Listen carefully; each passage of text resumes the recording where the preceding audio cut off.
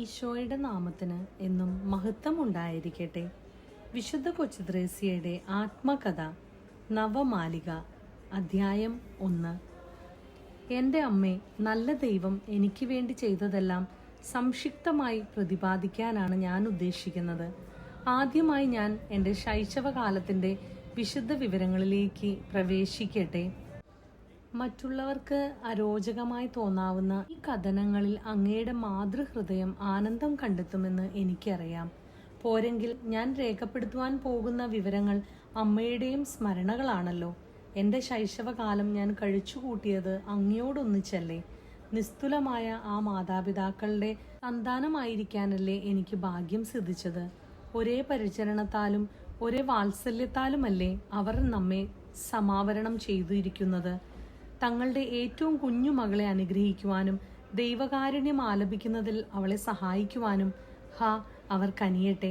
കർമ്മല സഭയിൽ പ്രവേശിച്ചതുവരെയുള്ള എൻ്റെ ആത്മാവിൻ്റെ ചരിത്രത്തെ വ്യക്തമായി 3 ഘട്ടങ്ങളിലായി ഞാൻ വേർതിരിക്കുന്നു. ഒന്നാമത്തേത് ഹ്രസ്വമാണെങ്കിലും സ്മരണകളുടെ സമ്പുഷ്ടി അതിൽ ഒട്ടും കുറവല്ല. വിവേചന ശക്തിയുടെ ഉണർവ് മുതൽ നമ്മുടെ പ്രിയപ്പെട്ട അമ്മയുടെ സ്വർഗത്തിലേക്കുള്ള വേർപാട് വരെയുമാണ് അതിൻ്റെ ദൈർഘ്യം. വളരെ നേരത്തെ തന്നെ എൻ്റെ ബുദ്ധിയെ വികസിപ്പിക്കുകയും ശൈശവ സ്മരണകൾ എൻ്റെ ഓർമ്മയിൽ അത്യന്തം ആഴമായി പതിപ്പിക്കുകയുമെന്ന അനുഗ്രഹം നല്ല ദൈവം എനിക്ക് ചെയ്തു. തന്നിമിത്തം ഞാൻ വിവരിക്കുവാൻ പോകുന്ന സംഗതികൾ ഇന്നലെ സംഭവിച്ചതുപോലെ എനിക്ക് തോന്നിപ്പോകുന്നു. യേശു എനിക്ക് തന്ന അതുല്യമായ അമ്മയെ വേഗം മോക്ഷമുടി ചൂടിക്കുവാൻ അവിടുത്തെ തൃക്കരം ധൃതി കൂട്ടുകയായിരുന്നുവല്ലോ. അതിനു മുൻപായി ആ അമ്മയെ എനിക്ക് മനസ്സിലാക്കി തരുവാൻ സ്നേഹം നിമിത്തം അവിടുന്ന് തിരുമനസ്സായി എന്നത് നിസ്സംശയമാണ്. എൻ്റെ ജീവിതകാലം മുഴുവനും സ്നേഹം കൊണ്ടെന്ന പോലെ സമാവരണം ചെയ്യുവാൻ നല്ല ദൈവം തിരുമനസ്സായി. പുഞ്ചിരിയും അത്യന്തം സ്നേഹമസൃണമായ ലാളനങ്ങളും കൊണ്ടാണ് എൻ്റെ ആദ്യത്തെ സ്മരണകൾ മുദ്രിതമായിരിക്കുന്നത്. എങ്കിലും വളരെയധികം സ്നേഹം അവിടെ നിക്ഷേപിച്ചിരിക്കുന്നു. എൻ്റെ കുരുന്ന ഹൃദയത്തെ സ്നേഹമസൃണവും ഗ്രഹണ നിപുണവുമായി സൃഷ്ടിച്ച് അത് മുഴുവനും സ്നേഹം കൊണ്ട് അവിടുന്ന് നിറച്ചിരിക്കുന്നു. തന്നിമിത്തം അപ്പച്ചനെയും അമ്മച്ചിയെയും ഞാൻ വളരെയധികം സ്നേഹിച്ചിരുന്നു. എനിക്ക് അവരുടെ നേർക്കുണ്ടായിരുന്ന ഭക്തി ആദരവുകൾ സർവപ്രകാരേണയും ഞാൻ പ്രകാശിപ്പിച്ചുകൊണ്ടേയിരുന്നു.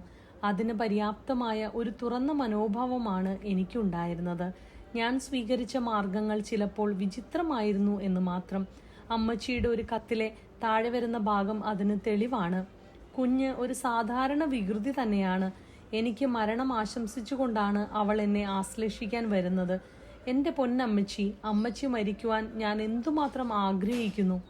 ഞാൻ അതിനവളെ ശാസിക്കുകയാണെങ്കിൽ അവൾ പറയും, അത് അമ്മച്ചി മോക്ഷത്തിൽ പോകുവാൻ വേണ്ടിയാ. അവിടെ പോകണമെങ്കിൽ മരിക്കണമെന്ന് അമ്മച്ചി പറഞ്ഞിട്ടുണ്ടല്ലോ. അതുപോലെ തന്നെ സ്നേഹം കൂടുമ്പോൾ അപ്പച്ചനും അവൾ മരണം ആശംസിക്കും.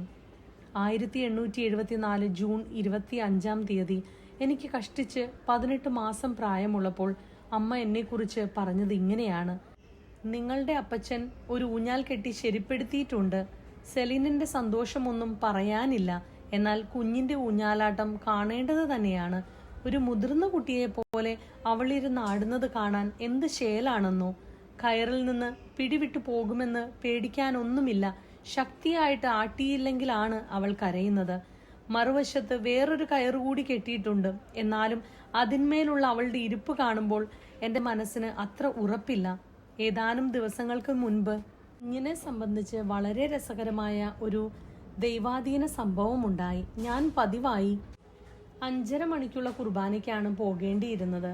ആരംഭത്തിൽ കുഞ്ഞിനെ കൊണ്ടുപോകാതെ ഞാൻ തുനിഞ്ഞിരുന്നില്ല. എന്നാൽ അത്ര നേരത്തെ അവൾ ഉണരാറില്ലായിരുന്നതിനാൽ അവളെ കൂടാതെ പോകുവാൻ ഒടുവിൽ ഞാൻ തീരുമാനിച്ചു.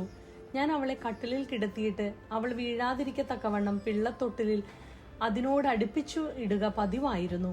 ഒരു ദിവസം തൊട്ടിൽ അടുപ്പിച്ചിടുവാൻ ഞാൻ മറന്നുപോയി. ഞാൻ മടങ്ങി വന്നപ്പോൾ കുഞ്ഞ് എൻ്റെ കട്ടിലിൽ ഇല്ലായിരുന്നു. ഉടൻ തന്നെ ഒരു കരച്ചിൽ കേട്ടു. ഞാൻ നോക്കിയപ്പോൾ എൻ്റെ കട്ടിലിന്റെ തലയ്ക്കൽ കിടന്ന ഒരു മേശയിൽ അവൾ ഇരിക്കുന്നത് കണ്ടു. അതിന്റെ കൈപ്പിടിയിന്മേൽ കുഞ്ഞു തല ചാരി വിഷമിച്ചിരുന്ന് അവൾ ഉറങ്ങുകയായിരുന്നു. ആ ഇരിപ്പ് ഒട്ടും തന്നെ സുഖകരമല്ലായിരുന്നു. ഇരിക്കുന്ന വിധത്തിൽ ആ കസേരയിലേക്ക് അവൾ എങ്ങനെ വീണെന്ന് മനസ്സിലാക്കുവാൻ എനിക്ക് കഴിഞ്ഞില്ല. കട്ടിലിന്മേൽ അവളെ കിടത്തിയിരുന്നതല്ലേ. അപകടമൊന്നും പിണയാതിരുന്നതിന് ഞാൻ നല്ല ദൈവത്തിന് നന്ദി പറഞ്ഞു. കുഞ്ഞ് നിലത്ത് വീഴാതിരുന്നത് വാസ്തവത്തിൽ ദൈവാധീനം തന്നെയായിരുന്നു. അവളുടെ നല്ല മാലാഖ അവിടെ കാവലുണ്ടായിരുന്നു. ശുദ്ധീകരണ സ്ഥലത്തെ ആത്മാക്കളും അവളെ രക്ഷിച്ചു. അവരോട് എല്ലാ ദിവസവും കുഞ്ഞിനു വേണ്ടി ഞാൻ പ്രാർത്ഥിക്കാറുണ്ടായിരുന്നു. അങ്ങനെയാണ് ഞാൻ ശീലിച്ചിട്ടുള്ളത്. നിങ്ങളുടെ ഇഷ്ടം പോലെ നിങ്ങളും അത് ശീലിച്ചു കൊള്ളുക. കത്തിന്റെ അവസാനത്തിൽ അമ്മച്ചി ഇങ്ങനെ കൂടി പറഞ്ഞിരുന്നു: കൊച്ചോമന ഇതാ വന്നിരിക്കുന്നു. കുഞ്ഞു കൈകൊണ്ട് എൻ്റെ മുഖം തലോടാനും എന്നെ കെട്ടിപ്പിടിക്കുവാനും. ഈ ഓമന കുഞ്ഞ് എന്നെ പിരിഞ്ഞിരിക്കുകയില്ല. അവൾ എപ്പോഴും എൻ്റെ അരികിലാണ്. തോട്ടത്തിൽ പോകുന്നത് അവൾക്ക് വളരെ ഇഷ്ടമാണ്. എന്നാൽ ഞാൻ അവിടെ ഇല്ലെങ്കിൽ അവിടെ നിൽക്കാൻ അവൾക്ക് മനസ്സില്ല. എൻ്റെ അടുക്കൽ തിരിച്ചു കൊണ്ടുവരുന്നത് വരെയും അവൾ കരയും. കഴിഞ്ഞ ദിവസം കൊച്ചു ത്രേസ്യ എന്നോട് ചോദിച്ചു, അവൾ സ്വർഗത്തിൽ പോകുമോ എന്ന്.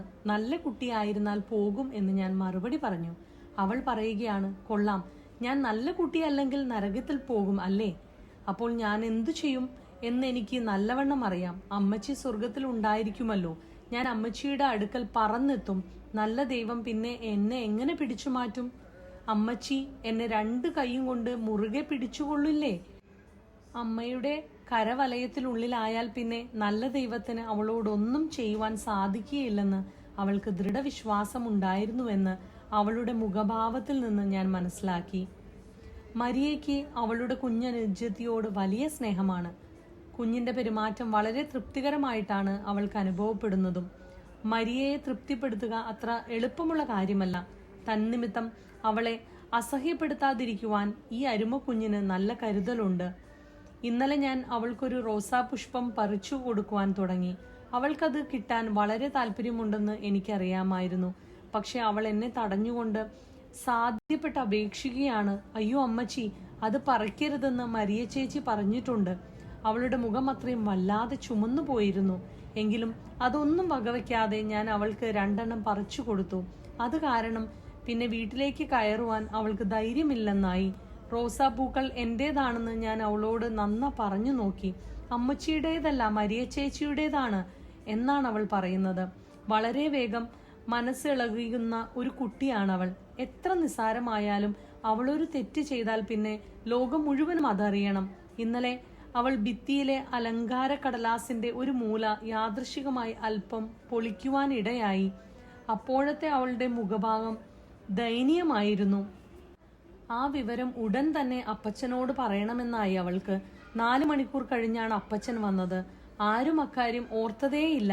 അവളോ എന്നാൽ ഓടി വന്ന് പറയുകയാണ്, അപ്പച്ചനോട് വേഗം പറ, ഞാൻ കടലാസ് കീറിയെന്ന്. എന്നിട്ട് അവൾ അവിടെ നിൽക്കുകയാണ്. വിധി ഏൽക്കാൻ ഒരു കുറ്റവാളിയെ പോലെ എന്നതുപോലെ. കുറ്റം സമ്മതിച്ചാൽ എളുപ്പം മാപ്പ് കിട്ടുമെന്ന സാമാന്യ ബോധം അവൾക്ക് ഉണ്ട്. വിശുദ്ധ കൊച്ചു ത്രേസ്യയെ ഞങ്ങൾക്ക് വേണ്ടി പ്രാർത്ഥിക്കണമേ.